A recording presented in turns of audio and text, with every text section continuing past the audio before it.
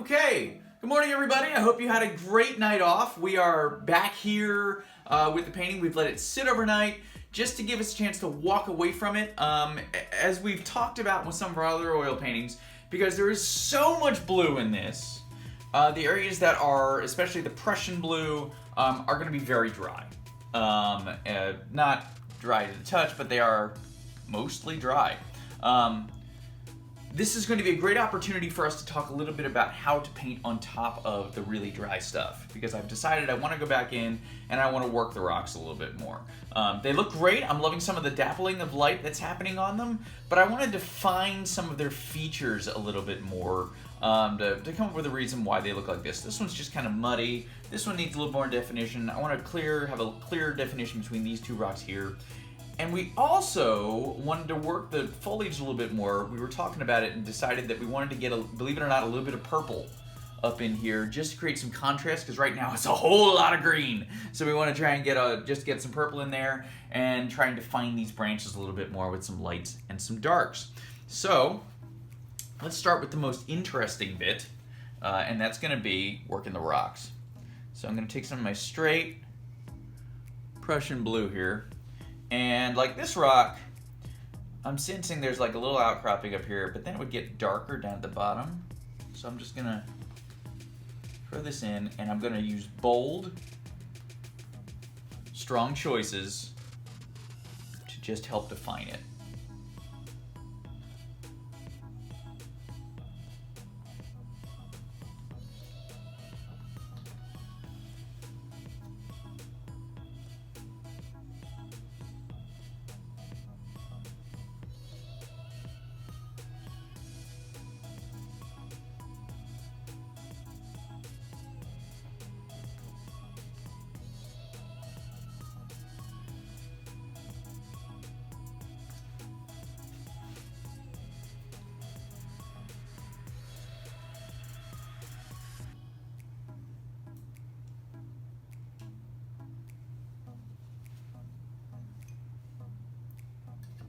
Take some of my dappled light color. And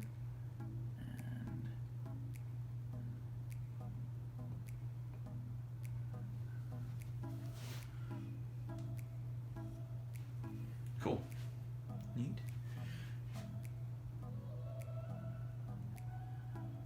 I'm just making that look like it fades out a little bit toward the bottom.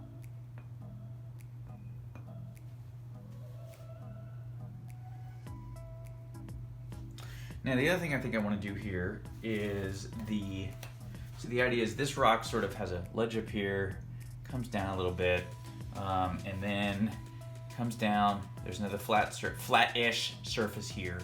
I think I'm going to take some more of that sunlight dappled color. I'm going to add a little more white into it. Add even more white into it.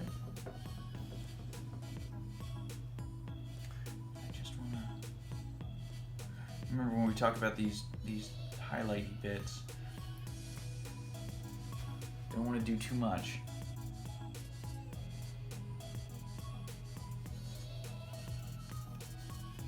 Like that right there, it's a little bit much. So I'm going to break that up.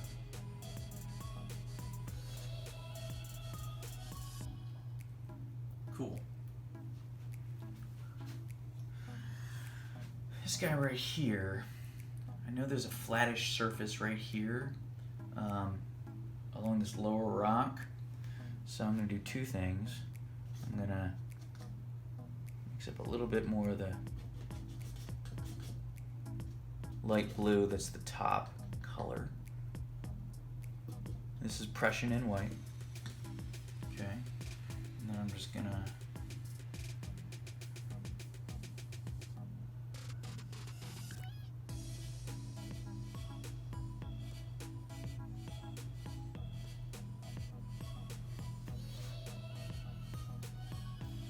helps a lot. Helps a lot. Maybe we'll get a little bit of the sunlight dapple in there, just a little bit. Just to help.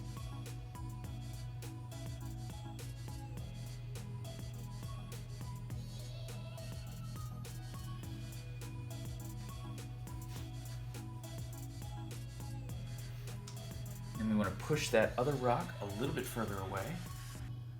So let's just get some darker color in there.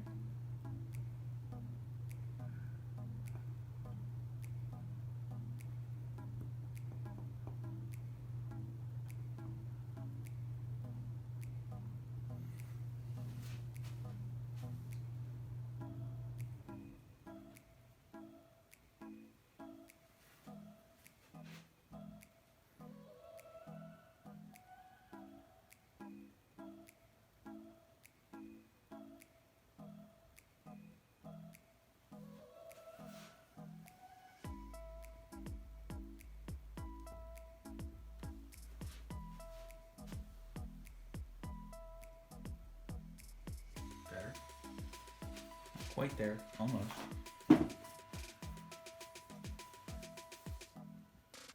Not that you don't always want to go super dark. A lot of those high contrast moments are what make a lot of these paintings work. Getting in some good solid darks. Cool. Then over on this rock, I'm thinking that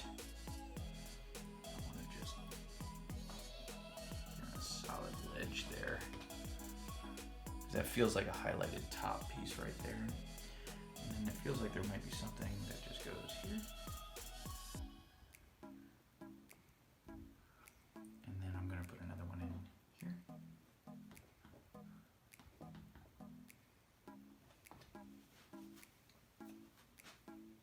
Leaving lots to the imagination here.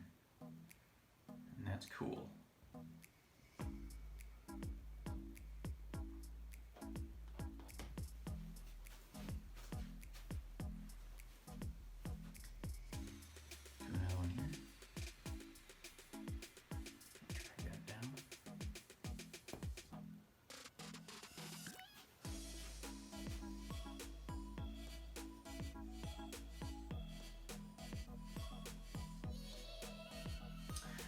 Thinking about balance a little bit, I've got this little dapple that's coming down here. I need to probably balance that out a little bit. Very little bit.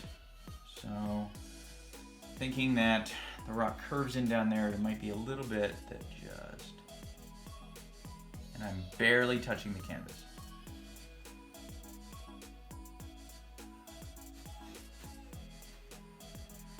That's a little bit much.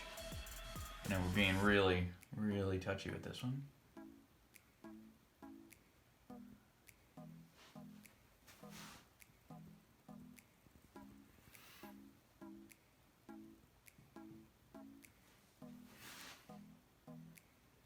Good.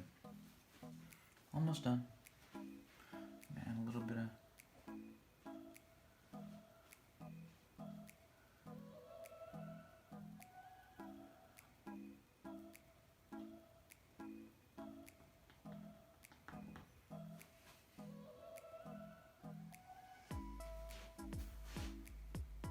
okay, I can see all the rocks. I understand their definition. My brain puts it all together for me.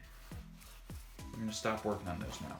So let's work on something else entirely. Let's work on getting some purple up into there. Okay, so there's two kinds of people out there. There's the kind of people that go, purple, yes, I'm excited about doing something totally wild and different up there. The other kind of person is the one who goes, oh my God, it looks great, I don't want to touch it. Don't be the latter one. Try and be the first one. And definitely try and find a little bit of balance in the two there. So we're gonna take a little bit of this dioxazine purple. We're gonna mix it with a little bit of the green. And that's phthalo green. And we're gonna just go into some of the darker bits.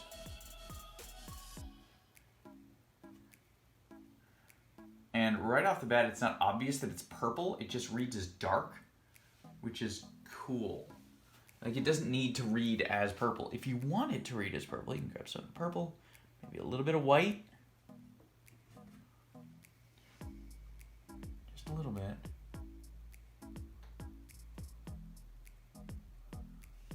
And like, that's too much. That's not gonna work. So I'm gonna grab a little bit of this mix right here.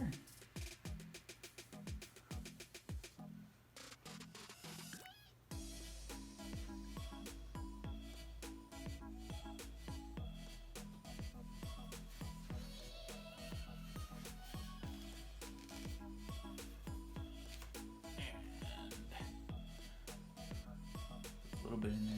There we go. That's nice. Cool. And you'll notice I'm back to using that little jewelry shaping tool that I have.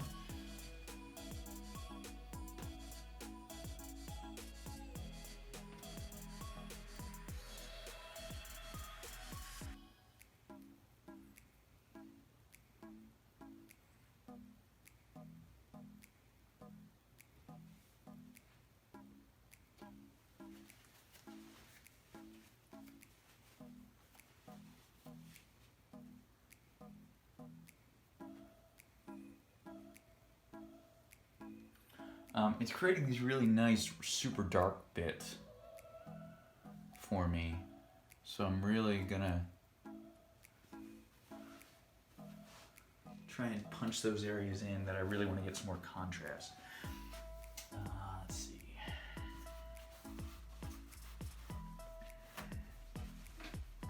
I like how dark this area is getting over here. I want to balance that a little bit.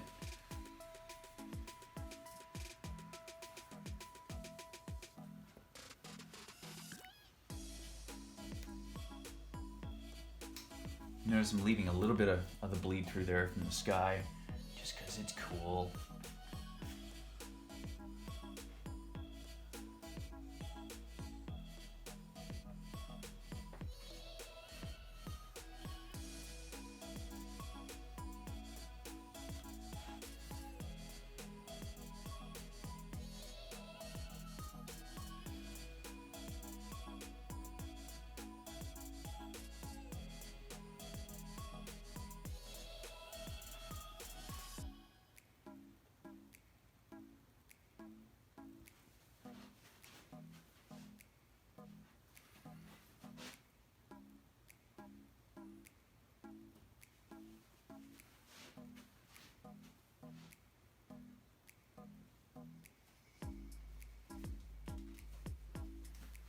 The only thing I want to do now is go in and get some real light, super light greens in there.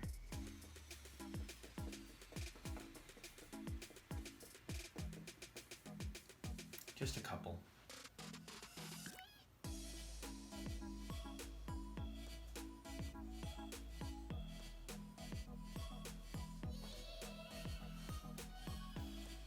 Just helps it bring it to life. Just like we put in a lot of darks, and you get a couple of really good, bright, shining greens in there.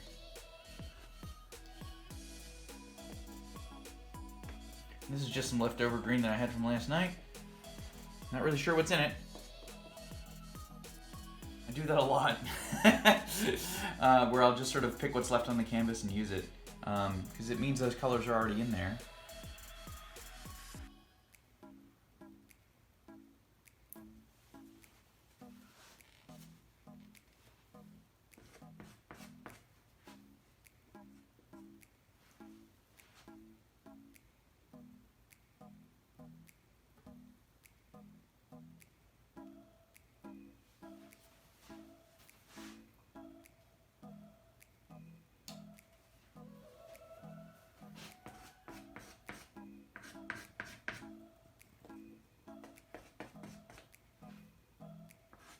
Some more white in there.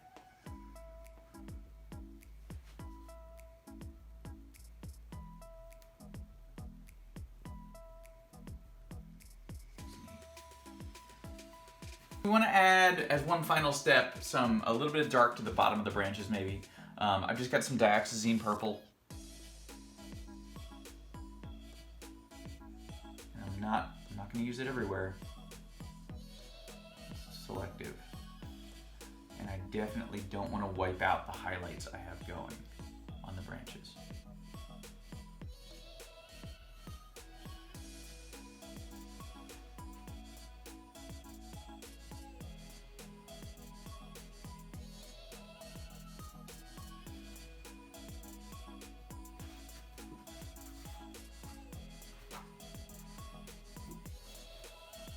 All this does really is it helps the branches just have a little bit more dimensionality to them, and takes them just from being brown to having a little bit of life and color in them.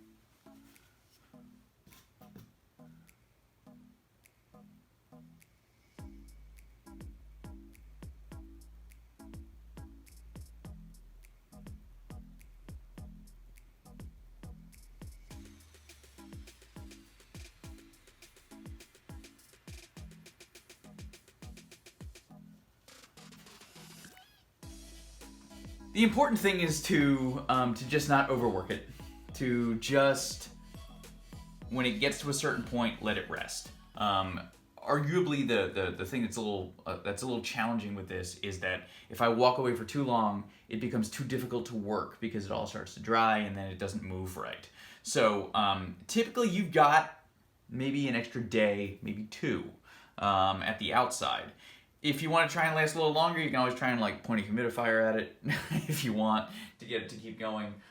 But otherwise, really, this is it. It's done. Let it dry for about a month, maybe more, maybe less, depending on where you live. Sign it, put all of your the title, signature, all of that on the back, and then either hang it somewhere in your house that makes you happy, or get it into somebody else's house, preferably. That's gonna make them happy. I think that's about it. I hope you've enjoyed this tutorial. It's been great hanging with you. Thank you so much for doing it. I'm Nelson, and this is Daydreaming on a 16 by 20 canvas. I hope you had a great time. Thanks.